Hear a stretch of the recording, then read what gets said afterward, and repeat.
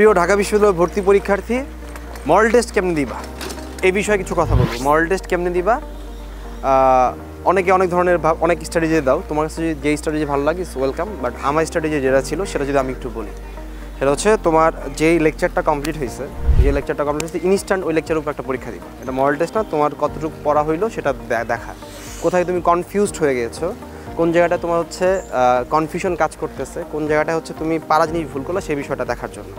এবং কিছু অযোজিত কোশ্চেন থাকবে, যেমন বিভিন্ন কোচিং সেন্টার বলো, বিভিন্ন মডেল টেস্ট বুক বলো, পাবলিকেশনে বলো, অনেক কিছু অযোজিত কোশ্চেন থাকবে যেগুলো তোমাকে 8-10টা বইকে ঘাটাবে।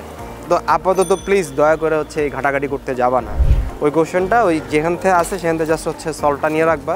তুমি ঘাটাঘাটি করে একটা কোশ্চেনের জন্য 2-3 ঘন্টা টাইম নষ্ট করলে এই কাজটা করা যাবে না।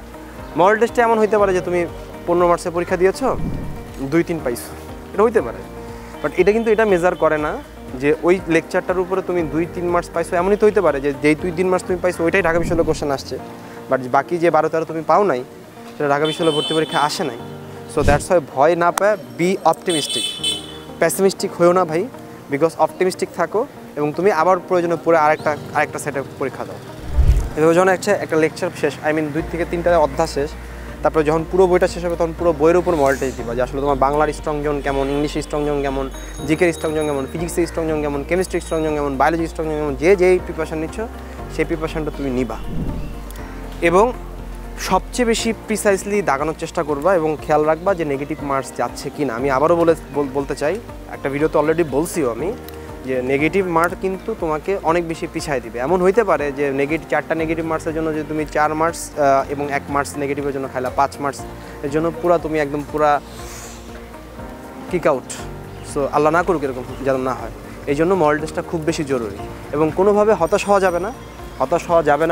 কারণ কোচিং সেন্টার তাদের জন্য, ব্র্যান্ডিংয়ের জন্য অনেক স্ট্যান্ডার্ড কোশ্চেন করে, অনেক আউলফল কোশ্চেন হবে। আমি আউলফলই বলবো, আমি সরি টু সে, বাট এগুলো মাথায় না রেখে তুমি এটা মাথায় রাখো যে কোথা থেকে প্রশ্ন হয়, কীভাবে প্রশ্ন হয়, ওই স্ট্যান্ডার্ডের প্রশ্ন হয়েছে কিনা, ওই স্ট্যান্ডার্ড কোশ্চেনে আমি 60% প্লাস 70% প্লাস মার্কস পাচ্ছি কিনা।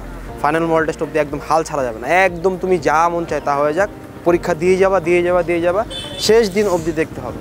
কারণ আমি বিশ্বাস করি তুমি বিজয় বিশ্বাসী মানুষ, তুমি হাল ছেড়ে দেওয়া মানুষ না।